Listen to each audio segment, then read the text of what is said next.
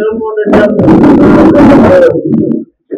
విద్యని వైద్యాన్ని ప్రజలకి అందుబాటులో తేవాలన్న ఆలోచనతో కింద స్థాయి ప్రజానికానికి కూడా విద్యా వైద్యం అందుబాటులో ఉండాలన్న ఆలోచన చేయటం, అందులో భాగంగా నాడు నేడు అనే కార్యక్రమాన్ని రూపొందించి ప్రైవేట్ స్కూల్స్ కి కార్పొరేట్ స్కూల్స్ కి నీటిగా ప్రభుత్వ పాఠశాలను కూడా తీర్చిదిద్ది పిల్లలు చదువు పట్ల శ్రద్ధ వహించే విధంగా ఆ వాతావరణాన్ని తయారు చేసిన విధానం ఈ రాష్ట్రంలో ఏ ముఖ్యమంత్రి చేయలేదని. అలానే రాష్ట్రంలో 17 వైద్య కళాశాలలో మంజూరు చేయించి అందులో 5 కళాశాలలో పూర్తి స్థాయిలో నిర్మాణం చేయించి మిగిలిన కళాశాలలో నిర్మాణ దశలో ఉంటుండగా ఎన్నికలు రావటం, ప్రభుత్వం ఓడిపోవడం జరిగింది. ఏ ప్రభుత్వం అధికారంలో ఉన్నా, ఏ వ్యక్తులు ముఖ్యమంత్రులుగా ఉన్నా ప్రజలకు అవసరమైనవి, ప్రజలకు మేలు జరిగేవి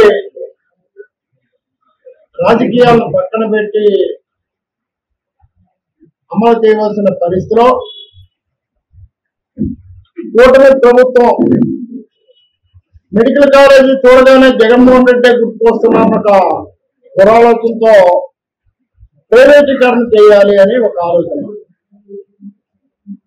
ప్రైవేటీకరణ చేస్తే తప్పేముందని అడుగుతున్నారు ముఖ్యమంత్రి గారు.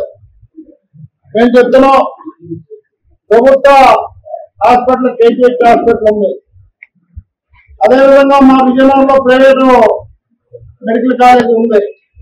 పేదవాడికి ఉచిత వైద్యం medical college, private medical college జరుగుతుందా అని అడుగుతున్నాం.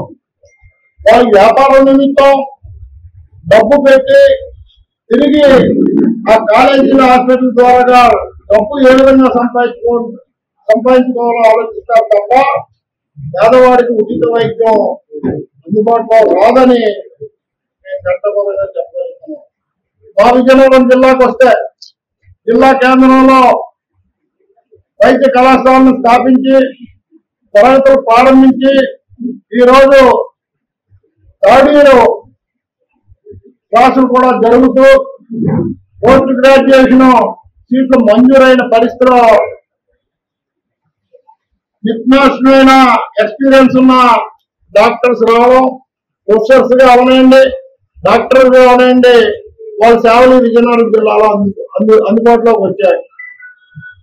రానున్న కాలంలో కేజీహెచ్ హాస్పిటల్ స్థాయి హాస్పిటల్ విజయనగరం మెడికల్ కాలేజీ పక్కనే నిర్మాణం జరుగుతుంది. ఈ జిల్లా ప్రజానికం, ముఖ్యంగా పేద ప్రజానికం ఏదైనా అనారోగ్య సమస్యలు వస్తే విశాఖపట్నం కేజీహెచ్ వరకు వెళ్లకుండా విజయనగరంలోనే వైద్య సౌకర్యాలు లభించే అవకాశం ఉన్న పరిస్థితిలో మీరు చేస్తున్న ఈ ప్రైవేటీకరణని యావత్ వైఎస్ఆర్ కాంగ్రెస్ పార్టీ కాదు, ప్రజలు కూడా వ్యతిరేకిస్తున్నారని గవర్నర్ గారికి తెలియజేయాలన్న ఆలోచనతో ఈ రాష్ట్రంలో ఉన్న ప్రజల నుంచి 1 కోటి సంతకాలను సేకరించి రాష్ట్రంలో ఉన్న గవర్నర్ గారికి అందజేయాలన్న సంకల్పంతో గత కొన్ని రోజులుగా ప్రజల్ని కలిసి ప్రజలకు చెప్పి ఇగో ఈ పరిస్థితిలో మీ తాలూకా మద్దతు కావాలంటే వాళ్ళు స్వచ్ఛందంగా సంతకాలు చేస్తున్నారు. అందులో భాగంగానే బుధవారం నాడు రాష్ట్రంలోని 175 నియోజకవర్గాల్లో మండల అధికారులకి ఒక రిప్రజెంటేషన్ ఇవ్వాలి. ఈ ప్రభుత్వ పూర్తిగా ప్రయత్నాన్ని విరమించుకోవాలి. ఈ మెడికల్ కాలేజీల్ని ప్రభుత్వమే నిర్మాణం చేయాలి. ఆ విధంగా కాలేజీలు నడపాలని కూడా మా తాలూకా డిమాండ్ ని ఎంఆర్ఓ ద్వారాగా ఈ రాష్ట్ర ప్రభుత్వానికి తెలియజేస్తున్నాం. అందులో వైఎస్ఆర్ కాంగ్రెస్ పార్టీ నాయకులే కాకుండా ప్రజలు కూడా స్వచ్ఛందంగా వచ్చి పాల్గొనని చూస్తున్నాం. ఆ రోజు వైఎస్ఆర్ దగ్గర ఉన్న సీఎంఆర్ జంక్షన్ నుంచి ఎంఆర్ఓ ఆఫీస్ వరకు ఆ ర్యాలీ కొనసాగుతుంది. అందరూ వచ్చి భాగస్వాములు కమ్మని కోరుతున్నాం. రాష్ట్రంలో ఈ కొత్త కూటమి ప్రభుత్వం వచ్చి సుమారు 1 సంవత్సరం అవుతుంది. వారి పరిపాలనని ప్రజలకు చూపించి మెప్పించవలసిన పరిస్థితిలో ఆ పరిపాలన చేతగాక ఇప్పటికి కూడా గత ప్రభుత్వం మీదే నిందలు మోపుతూ గత ప్రభుత్వం అరాచకాలు సృష్టించేసింది, గత ప్రభుత్వం ఈ రాష్ట్రాన్ని అధోగతి చేసింది అని చెప్తుంటే సంవత్సరం బట్టి మీరేం చేస్తున్నారో, దువాలు కాస్తున్నారో, గాడిదలు కాస్తున్నారో అని అడుగుతున్నాం. ఈ పరిపాలన ఏదైతే ఇస్తామని చెప్పారో ప్రజలకి, ఏదైతే సంపద సృష్టించి ఈ రాష్ట్రాన్ని ఆర్థికంగా ముందుకు తీసుకెళ్తామని చెప్పారో, మరి ఆ సంపద ఎక్కడ సృష్టించారో, ఏ విధంగా సృష్టించారో, సృష్టించిన సంపద ఎక్కడ ఉందని మేము అడుగుతున్నాం. వైఎస్ఆర్ కాంగ్రెస్ పార్టీ హయాంలో జరిగిన సంక్షేమ అభివృద్ధి కార్యక్రమాలు ఇప్పుడు కూడా మీరు పేర్లు మార్చుకొని అదే కార్యక్రమాలను ప్రజలకి కొత్త కార్యక్రమాల కింద చూపించే ప్రయత్నం చేస్తున్నారు.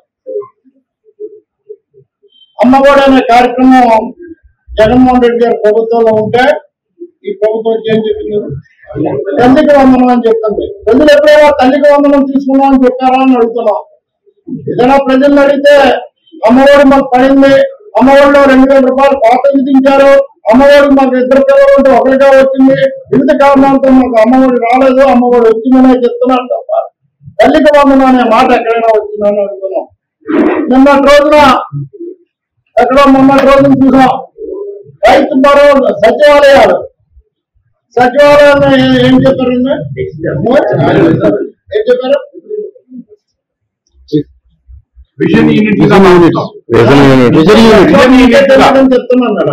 పేరు ఇంకా పేర్లు 3.5 సంవత్సరాలు ఈ ప్రభుత్వ అధికారంలో ఉంటుంది. ఈ 3.5 సంవత్సరాల కాలంలో ఒక గ్రామీణ ప్రాంతంలో ఉన్న ప్రజలు ఏ ఒక్కరి చేతైనా ఈ కొత్త పేరు పలికించగలరా అని అడుగుతున్నాం. ఎప్పటికైనా సరే అది గ్రామ సచివాలయంలోనే ప్రజలు భావిస్తారు, గ్రామ సచివాలయంలోనే ప్రజలు చెప్తారు తప్ప మీరు కొత్తగా చెప్పిన ఆ పేరు ఈ రాష్ట్రంలో ప్రజలు ఎక్కడో చెప్పలేరని కూడా చెప్తున్నాం. ఎంతోమంది ముఖ్యమంత్రులు రాష్ట్రాన్ని పరిపాలించారు. ఎన్టీ రామారావు, స్వర్గీయ ఎన్టీ రామారావు గారు పరిపాలించారు. ఆయన పరిపాలన మాట గుర్తు తెచ్చుకుంటే 2 రూపాయల కిలో బియ్యం ఇచ్చారని పేద ప్రజలు ఈ రోజుకి చెప్తారు. అలానే చీరాదేవతి ఇచ్చారని చెప్తారు.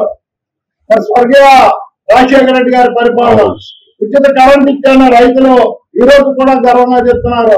ఎంతో మంది పేదలకి అనారోగ్యాలు పాలైతే ప్రాణాల మీదకి వచ్చిన వారికి ఉచిత ఆపరేషన్ ఆరోగ్యశ్రీ ద్వారా చేయించి ప్రాణాలు పెట్టిన ఎంతో మంది ఈ రోజు ఆరోగ్యశ్రీ కోసం చెప్తున్నారు. ఈ రోజు జగన్మోహన్ రెడ్డి గారు చెప్పారు. ఇప్పుడైనా చెప్పిన నాలుగు మీదే కాక నవరత్నాల కోసం గొప్పగా చెప్పుకునే పరిస్థితి. మరి ఇన్ని సంవత్సరాలు ముఖ్యమంత్రిగా పరిపాలన చేసిన మీరు ఒక్క కార్యక్రమంలో ప్రజల హృదయాలను తీసుకెళ్లగలిగారా చంద్రబాబు నాయుడు గారు అన్నాడు. మీ తాలూకా పరిపాలన నిరంతరం స్వార్థం కోసం పరిపాలన చేశారు తప్ప ఏ ఒక్క రోజు ప్రజల కోసం చేయలేదని చెప్తున్నాం. ఇకపోతే ఉప ముఖ్యమంత్రి గారు ఆయన పవన్ కళ్యాణ్ గారు ఎన్నికల ముందు వేదికలెక్కి మూగిపోతుంటే ఈ రాష్ట్రంలో యువత, ఈ రాష్ట్రంలో పవన్ కళ్యాణ్ అభిమానులు ఓహో మా నాయకుడు ఎంతో ఉద్రేకంగా ఉన్నాడు, ఈయన చేతికి గారి అధికారం ఇస్తే మా జీవితాలను మారిపోతారని ఎదురు చూస్తున్నా యువతకి ఏం జవాబు చెప్తారు పవన్ కళ్యాణ్ గారు అడుగుతున్నాం. 20 లక్షల ఉద్యోగాలు ఉన్నారు, సంవత్సరాల కాలంలో అయింది, కనీసం 2 లక్షల ఉద్యోగాలను నిర్మించగలిగారని అడుగుతున్నాం. ఇటువంటి పరిపాలన చూసి ప్రజలు విసిగిపోయారు. ఎప్పుడు మరలా ఎన్నికలు వస్తాయి, ఎప్పుడు ప్రభుత్వానికి ముందు చెప్పాలో నాకు ఆలోచనలో ఉన్నారు. మీరు చెప్పిన సూపర్ 6 లో కనీసం గ్యాస్ సిలిండర్ కూడా ఇంటికి వెళ్తున్న విషయం చంద్రబాబు నాయుడు గారు మీకు తెలుసా అని అడుగుతున్నాం. ఇంకా 50 సంవత్సరాల పెన్షన్ ఉన్నారు. ఇంటికి ఒక మహిళ ఉంటే మహిళ, ఇద్దరు ఉంటే ఇద్దరు, ముగ్గురు ఉంటే ముగ్గురు, 1500 రూపాయలు ఉన్నారు. అనేక కార్యక్రమాలు చెప్పిన మీరు రాష్ట్ర ప్రజల్ని మోసం చేశారని మరొక మాటని మనవి చేస్తూ అధికారం లేకుండా వైఎస్ఆర్ కాంగ్రెస్ పార్టీ ప్రజల మన్నన కోసం, ప్రజల మేలు కోసం పనిచేస్తున్న విషయాన్ని మరొకసారి మీ అందరికీ గుర్తు చేస్తూ రేపు గోవాల 12వ తారీఖున జరిగే ఎంఆర్ఎస్ ర్యాలీలో అందరూ పాల్గొని ఆ కార్యక్రమాన్ని జయప్రదం చేయాలని మరొకసారి మీ ద్వారా ఈ ప్రజానికాన్ని వైఎస్ఆర్ కాంగ్రెస్ పార్టీ నాయకుల కార్యకర్తల్ని, కుటుంబ సభ్యుల్ని కోరుతున్నాం. హిట్ టీవీ యాప్ ఇందులో short news, live news, entertainment shows, movies, digital magazines తో పాటు మీ జిల్లా వార్తలను కూడా ఫ్రీగా చూడొచ్చు. ఇంకెందుకు ఆలస్యం, వెంటనే హిట్ టీవీ యాప్ ని డౌన్లోడ్ చేసుకుని ఫ్రీగా ఎంటర్టైన్మెంట్ పొందండి. Hit TV app. Hit TV app. Please download hit TV app. Hit TV app ని ఫ్రీగా డౌన్లోడ్ చేసుకుని ఎంజాయ్ చేయండి. మీకు నచ్చిన ఎంటర్టైన్మెంట్ కోసం హిట్ టీవీ యాప్ ని ఫ్రీగా డౌన్లోడ్ చేసుకుని ఎంజాయ్ చేయండి. హిట్ టీవీ యాప్ ని డౌన్లోడ్ చేసుకుని ఆస్వాదించండి, ఆశీర్వదించండి. ఇంతమంది సెలబ్రిటీలు హిట్ టీవీ యాప్ ని డౌన్లోడ్ చేసుకోండి అని చెప్తున్నారంటే ఎంత మంచి యాప్ ఆలోచించండి. అమెరికా అమెరికా అమెరికా అమెరికాలో చదవాలనుకునే వాళ్ళకి విశ్వసనీయమైన పేరు మన శౌర్య కన్సల్టెన్సీ. UK లో 1 year masters, UK లో 1 year masters, 2 years work permit up to 5 years visa. Contact Saurya Consultancy. Contact 89851 89851.